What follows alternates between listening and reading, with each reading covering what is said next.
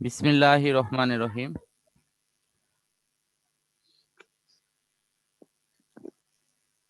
আমাদের আজকে যে অঙ্কটি আমরা শিখতে যাচ্ছি সেটি হলো অভিকর্ষ ত্বরণের সাথে মহাকর্ষীয় ধ্রুবকের সম্পর্ক।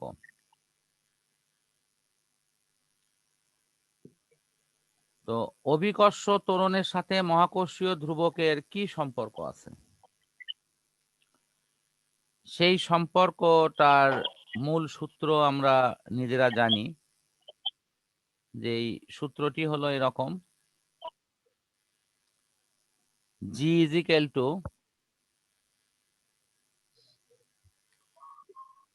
GM ভাগ R²। এই ক্ষেত্রে আমাদের পৃথিবী ঠিক ওপরে একটি বস্তু থাকবে,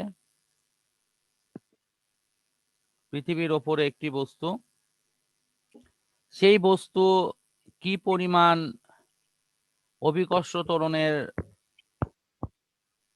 মান তার কাছে আসবে সেটার আলোকের সম্পর্ক।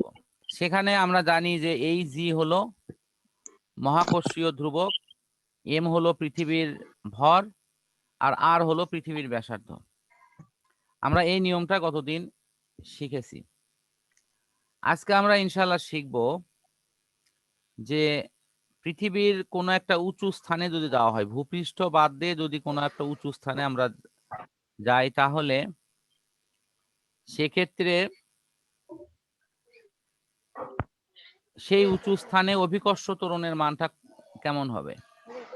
যেমন এরকম একটা পাহাড়ের ওপর এই বস্তুকে স্থাপন করা হলো। এই বস্তুটা পাহাড়ের চূড়ায় গিয়ে স্থাপন হলো। তাহলে পাহাড়ের চূড়ায় যদি এই বস্তু স্থাপিত হয়, আর ওই পাহাড়ের উচ্চতা যদি h হয়, অথবা এটাকে অন্য কোনো অক্ষর দিয়েও প্রকাশ করা হতে পারে, r দ্বারা হতে পারে, তো সেই উচ্চতা যদি থাকে তাহলে এই সমীকরণটা কেমন হবে? এই সমীকরণের রূপটা তখন এরকম দাঁড়াবে: G = ওপরের যে GM আছে এটা ওই রকমই থাকবে, ভাগ হলো R + H²। অথবা আমি যদি ছোট হাতের r দিয়ে লিখি তাহলে সমীকরণের আকৃতিটা হবে এরকম: G = GM ভাগ R + এই r এটার উপরে হোল²। তাহলে আমরা নিজেরাও দেখতে পাচ্ছি। হ্যাঁ বলো। তাহলে এখানে ছোট আর বলতে তাহলে উচ্চতা বোঝাচ্ছে। হ্যাঁ হ্যাঁ, অবশ্যই। এই আরটা হলো কি ব্যাসার্ধ। ব্যাসার্ধ সব জায়গায় প্রায় যদিও এক হয় না, এটাকে আমরা গড় ব্যাসার্ধ হিসেবে ধরে নিই। আর ওপরের যে উচ্চতা, সেই উচ্চতা এই উচ্চতাটাকে আমরা হয় h দিয়ে লিখতেছি অথবা or r দ্বারা লিখতেছি। এই হলো ব্যাপার। তো এটি সূত্র লেখার ব্যাপার আর কি। অনেক জায়গাতে h লেখা আছে, এই জন্য আমি h এর বিষয়টাও দেখালাম। আশা করি তোমরা এই যে এখানে সূত্রের ওপর যে সংক্ষিপ্ত আলোচনাটা করে দিলাম, এর মাধ্যমে তোমরা নিশ্চয়ই বুঝতে পারছো যে আমাদের নরমাল ইকুয়েশন সেটা হলো এটা: G = GM ভাগ R²। তোমাদেরকে যদি প্রশ্ন করা হয় যে পৃথিবী পৃষ্ঠে অভিকর্ষ ত্বরণের মান কত, এর সমীকরণ বলো। আবার ভালো করে শোনো, পৃথিবী পৃষ্ঠে অভিকর্ষ ত্বরণের মান কত এটি তোমরা বলো। তোমাদের সূত্র হবে G = GM ভাগ R²। কি বললাম বলো তো? যে কোনো একজন বলো।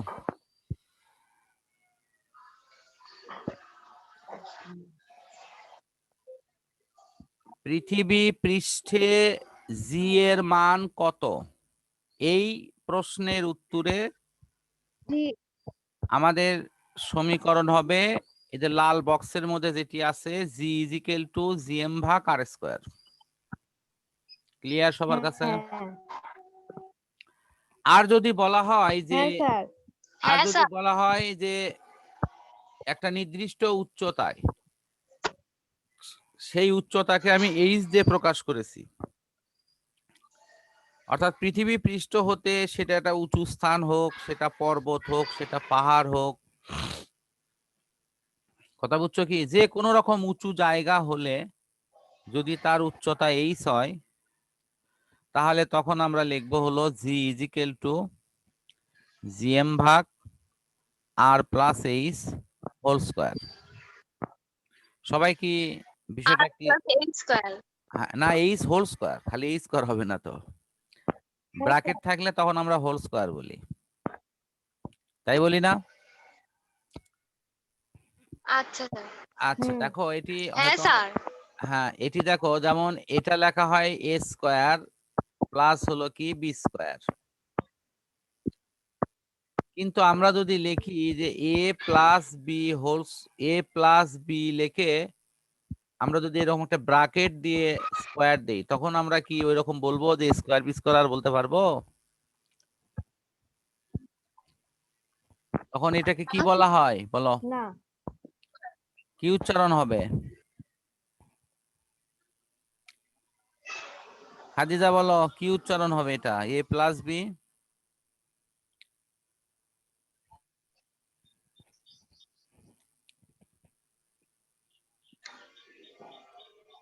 এ প্লাস বি হোল স্কোয়ার। আসলে তোমরা যাচ্ছে না, আমি তো বলতেছি। হ্যাঁ হ্যাঁ হ্যাঁ, তুমি মনে হয় বলতেছো কিন্তু আমার এখানে কথা আসতেছে না। স্যার 2 বার বললাম। হ্যাঁ হ্যাঁ, ওই যে স্যার বলার পর অনেকক্ষণ পর কথা চাই। আচ্ছা ঠিক আছে বাবা, নেটওয়ার্কের একটু ডিস্টার্বের জন্য এটি হচ্ছে। এটার কারণটা হলো এই এই হোল বানানটা সম্ভবত এরকম হতে পারে, আমার যদিও বানান হয়তো ভুলও হতে পারে। এই হোল মানে সমগ্র, আমরা বলি না হোল পরিস্থিতিটা কেমন, তার মানে হ্যাঁ এই স্যার। এই এ এবং বি দুটো মিলে হলো স্কোয়ারটা আছে, এই জন্য আমরা ওইভাবে বলি হোল স্কোয়ার।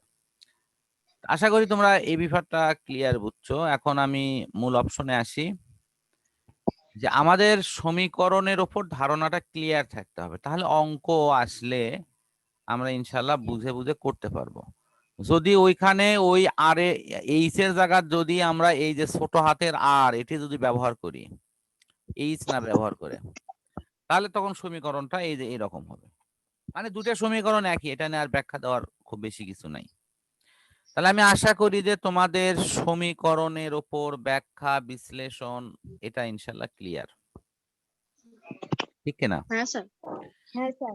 তাহলে যদি কোনো অঙ্কে হ্যাঁ। তোমরা দেখো অঙ্কটা হয়তো তোমরা এখন কিন্তু এর সূত্রের একটা ব্যবহার আছে, যে আমি যে সূত্রটা শিখলাম আমাকে তো ব্যবহার করা জানতে হবে, ঠিক আছে? তো ব্যবহার আমি কোথায় করব?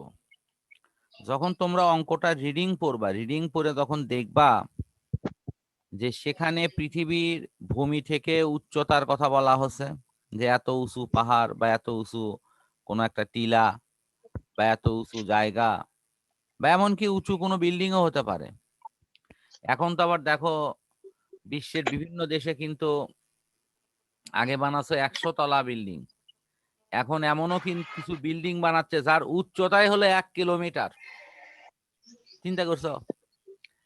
1 কিলোমিটার উঁচু হবে ওই বিল্ডিং, তুমি বিল্ডিং এর তলায় দাঁড়ালে তোমার কি মনে হবে? ঠিক আছে? তো এরকম কোন উঁচু বিল্ডিং এর উপরে গেলেও কিন্তু তার অভিকর্ষ ত্বরণ কমে যাবে, কমে যাবে না? হ্যাঁ স্যার। তাহলে এরকম উঁচু কোনো হ্যাঁ স্যার। জায়গার কথা বলা যদি হয় এবং সেখানে যদি এই অভিকর্ষ ত্বরণের কথা বলা হয়, তোমরা এভাবে সূত্র লিখে অঙ্কটা করে দিবা। এখানে একটা কথা আছে যে স্যার অঙ্ক তো বানায় আসবে, এটা সত্যি কথা, বানায় আসবে, কিন্তু নিয়মটা কমন পড়বে। তোমরা যদি নিয়ম ধরে করে দিয়ে আসো, অঙ্ক রেজাল্ট যদি দুর্ভাগ্যক্রমে নাও মেলে, ইনশাল্লাহ তারপরেও তোমরা নম্বর পাবা, কারণ নিয়মটা তোমাদের সঠিক হতে হবে লেখাটা পরিষ্কার পরিচ্ছন্ন হতে হবে, তাহলে ইনশাল্লাহ তোমরা অঙ্কের যেটা মেইন নম্বর সেটা পাবা। রেজাল্টটা না মেলার জন্য হয়তো 1 নম্বর কাটা যেতে পারে। এটি স্যারের বিবেচনা, স্যার যদি বিবেচনা করে ফুল নম্বরও দিতে পারে। যদি তোমার নিয়ম সঠিক হয়, সবকিছু সঠিক হয়, হয়তো ক্যালকুলেটর টিপতে গিয়ে রেজাল্ট কোনো কারণে মেলেনি। স্যার হ্যাঁ একটা বলো। ছিল বলো। তো ফিজিক্সের যে অ্যাসাইনমেন্ট দিছে না হ্যাঁ, স্যার ওটা করতে যাই আমরা একটু ভয় পাচ্ছি। ওইটা করতে যাই আমরা একটু ভয় পাচ্ছি স্যার। কি চাই কিসের answer? তো ফিজিক্সের অ্যাসাইনমেন্ট যে দিছে তাহলে আমরা অ্যাসাইনমেন্টের সমস্যা ইনশাল্লাহ পরে ওইভাবে সলভ করে নেব। এখন মূল অঙ্কে আমরা ইনশাল্লাহ প্রবেশ করছি।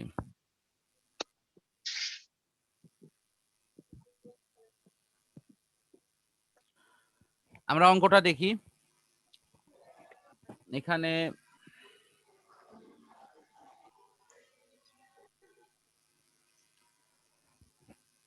এখানে সূত্রের একটু পরিচয় মনে হয় করে দিলে ভালো হবে। এটা হলো আমাদের মূল সূত্র, যেটা একটু আগে আমি দেখালাম, জি ইজ ইকুয়াল টু জিএম ভাগ আর প্লাস স্মল আর হোল স্কোয়ার। যেটা আমি বলছি যে পৃথিবী থেকে ভূপৃষ্ঠ ওই যে উঁচু জায়গা সেটার দূরত্ব, এটি আর দ্বারা প্রকাশ করা যায়, এইচ দ্বারা প্রকাশ করা যায়, যে যেভাবে করে আর কি। তো এখানে সূত্রে যেহেতু আর ব্যবহার করা হয়েছে, এই জন্য আমি এটা দিয়ে দেখাচ্ছি। আর অন্যান্য সবকিছুরই পরিচয় তোমরা জানো, তো সুতরাং আমি আর ওটা নিয়ে আলোচনা করছি না। আমাদের মহাকর্ষীয় ধ্রুবক জির মান এটা মুখস্থ করতে হবে। পৃথিবীর ভর, এই যে পৃথিবীর ভর এটা মুখস্থ করতে হবে। পৃথিবীর ব্যাসার্ধ এটি মুখস্থ করতে হবে। এই 3টা জিনিস অবশ্যই মুখস্থ করবা। বুঝতে পারছো? এটা স্যার তোমাদের কোনটা এই যে মহাকর্ষীয় ধ্রুবক জি, পৃথিবীর ভর, আর হলো পৃথিবীর ব্যাসার্ধ, এটা মূল বই থেকে মুখস্থ করবা। আমি মূল বই থেকে কেন মুখস্থ করতে বলতেছি, যে কোনো অঙ্কে এটির মান একটু কম বেশি থাকতে পারে। তো সেটা তো হলো ওই অঙ্কের জায়গায় এটা হয়তো সাময়িকভাবে কম বেশি করা হচ্ছে। আমার কথা বুঝতে পারছো কি? কিন্তু হ্যাঁ স্যার। তোমাকে অবশ্যই হুম মূল হ্যাঁ বই স্যার। মূল বই থেকে পড়লে হবে কি, যে যদি অঙ্কে এরকম মান দেওয়া থাকে তো তাহলে সেই মান দিয়েই করবা। আর যদি অঙ্কে এরকম মান দেওয়া না থাকে, তাহলে মূল বই থেকে যে মানটা মুখস্থ করবা সেই মান ধরে অঙ্কটা করবা।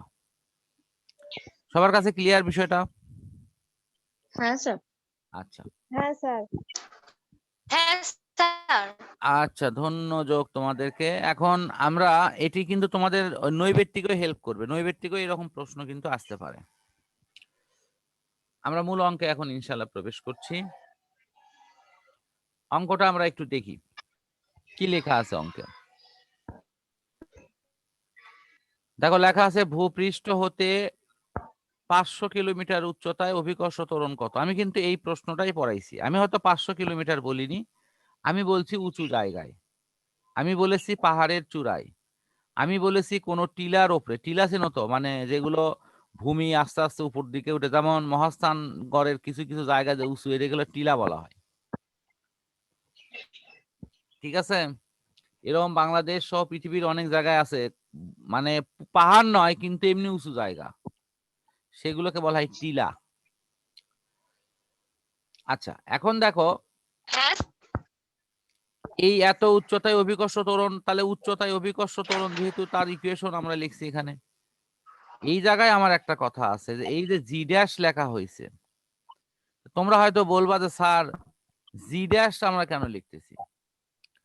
আসলে জি ড্যাশ লেখা হয় এই কারণে, যে পৃথিবীতে তো অভিকর্ষ ত্বরণের মান তো হলো শুধু জি, এবং এর মান হলো 9.8। এই যে দেখো 9.8 হলো এই অভিকর্ষ ত্বরণের মান। কিন্তু এখানে যে অভিকর্ষ ত্বরণের মানটা বের হবে সেটা কি 9.8 হবে? সেটা ভিন্ন মান হবে, দেখো লেখা আছে ভিন্ন মান হবে। তো সেটা যেহেতু ভিন্ন মান হবে, এই জন্যই কিন্তু এখানে জি ড্যাশ লেখা হয়েছে।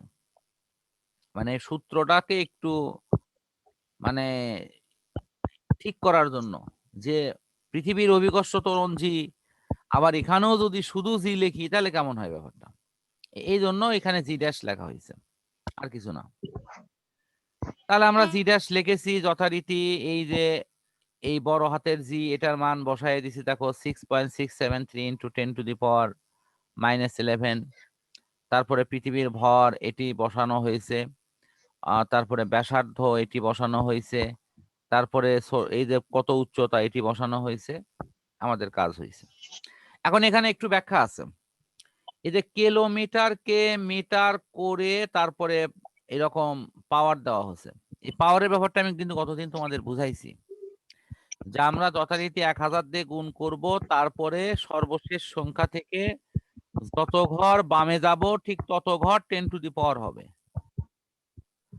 আর যদি ডান দিকে দশমিক নিয়ে যায় তাহলে পাওয়ার বিয়োগ হয়, বাম দিকে দশমিক নিয়ে গেলে পাওয়ার কি হয়? যোগ হয়। কতদিন পড়াইনি এটা? হ্যাঁ স্যার। আচ্ছা, তারপর দূরত্ব আর দেওয়া আছে কত কিলোমিটার, সেটা আমরা জানি। তারপর কিলোমিটারকে মিটার করেছি, এবং ইনশাল্লাহ তো এখন হয়তো তোমাদের মনে হতে, তোমাদের কিন্তু একটা ভুল অজান্তেই হয়ে যেতে পারে। এই যে কিলোমিটারকে যে মিটার করা, এটা হয়তো মনে নাও থাকতে পারে। কথা বুঝছো কি? এটি মনে নাও থাকতে পারে। এই যে যেমন দেখো এখানে, এখানে যে বৈজ্ঞানিক সংখ্যায় প্রকাশ করা হয়েছে এই যে কিলোমিটারকে, এটি তুমি প্রকাশ এখানে না করলেও চলবে। তোমার না করলেও রেজাল্ট ঠিকই আসবে, অঙ্ক রেজাল্ট আসলে কোনো ভুল হবে না। কথা বুঝতে পারছো কি? এখানে হয়তো রেজাল্ট আসলে আমি একটু লিখে দেই, হ্যাঁ স্যার। আমি একটু লিখে দেই। এখানে হয়তো রেজাল্ট আসতো এরকম, যে এটি 1000 দিয়ে গুণ, এই যে এটাকে কিলোমিটারকে 1000 দিয়ে গুণ করলে মিটার করার জন্য, তো তুমি যে 1000 দিয়ে গুণ করছো এইটিকে, 1000 দিয়ে গুণ করার ফলে এখানে রেজাল্ট হলো তোমার কত? 6371, তারপরে হলো 30। তো আমাদের নিয়মটা হলো আহ এই 3 ঘরের পর থেকে 2 ঘর পর পর কমা দিতে হয়। প্রথমে 3 ঘর, তারপরে 2 ঘর পর পর কমা। তাহলে 63,71,71,000 মিটার হতো এর অ্যান্সার। এখন এখানে এই যে বৈজ্ঞানিক সংখ্যায় লেখা হয়েছে বিধায় অক্ষরটা ছোট দেখাচ্ছে। তুমি যদি এখানে বৈজ্ঞানিক সংখ্যায় নাও লেখো তাও কিন্তু তোমার রেজাল্ট হবে। তুমি এই পুরো সংখ্যাটাই লিখে দিবে এখানে, এই জায়গায়, এই জায়গায় গোল করে দিলাম যেখানে,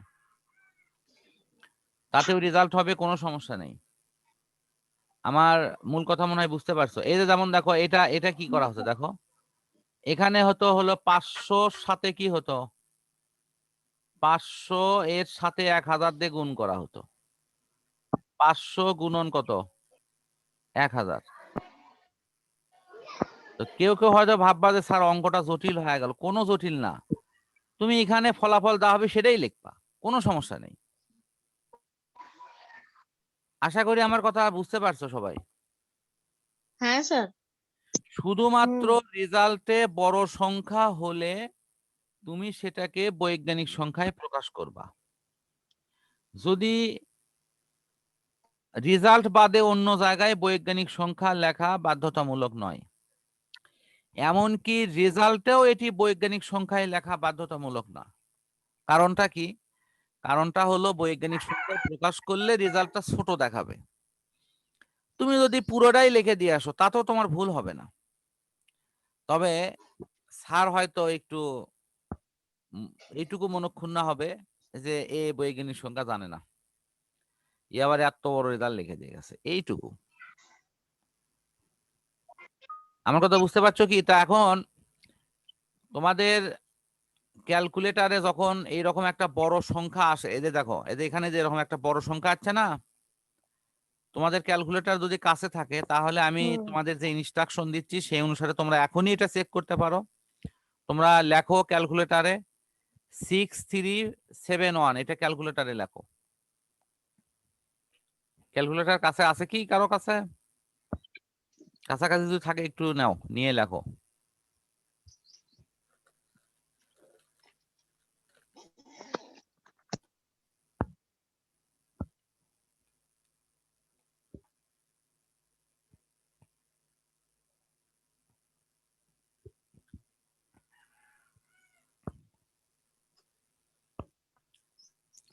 সিক্স থ্রি সেভেন ওয়ান।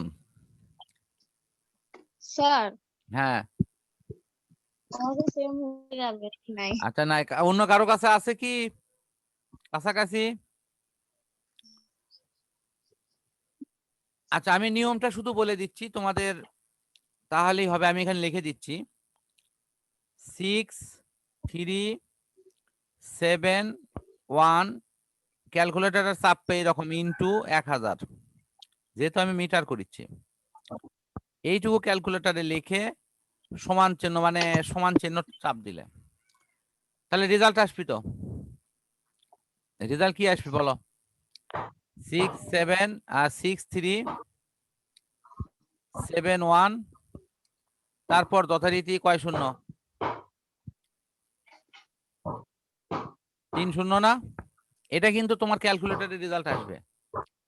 তারপরে তোমরা করবে কি, একটা ইএনজি বলে একটা উপরের ফাংশন আছে, ইএনজি, এই জায়গাতে চাপ দিবা। চাপ দিলে এটা দেখবে এমনি পাওয়ার হয়ে গেছে, আর কিচ্ছু করার নেই। সবাই এই টেস্টটা পরে করে দেখো। হ্যাঁ, আমার কথা সবাই বুঝতে পারছো তো? আমি যা বলছি যে খালি এটা গুণ করে শেষে যাচ্ছে চাপ চাপ দিবে হলো ইএনজি, তাহলে ইনশাল্লাহ হয়ে যাবে। তাহলে আমরা ইনশাল্লাহ অঙ্কের পার্ট কিন্তু ক্লোজ করলাম। তাহলে অঙ্ক তোমরা এটা করে নিও। তোমাদের যাদের স্ক্রিনশট নেওয়ার সুযোগ আছে তারা এখান থেকে স্ক্রিনশট নিয়ে নাও। এই যে 1 নম্বর অঙ্ক, স্ক্রিনশট নিয়ে নাও। আর তোমরা অঙ্কের হোমওয়ার্ক কিন্তু করে পাঠিয়ে দিবা। আগের গুলোরা কিন্তু আমি হোমওয়ার্ক কিন্তু সবার কাছ থেকে পাচ্ছি না। শুধু একটা অঙ্ক করতে কি এত সময় লাগে তোমাদের, যে সময়টা তোমাদের কাছ থেকে বের হচ্ছে না?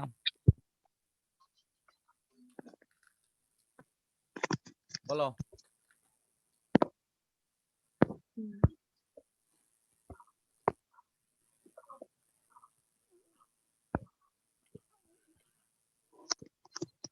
তাহলে আগের অঙ্ক সহ এই অঙ্কটা তোমরা একটু করে আমার ছবি ওই ছবি পাঠিয়ে দিও অনলাইনে, ঠিক আছে? আচ্ছা। হ্যাঁ স্যার।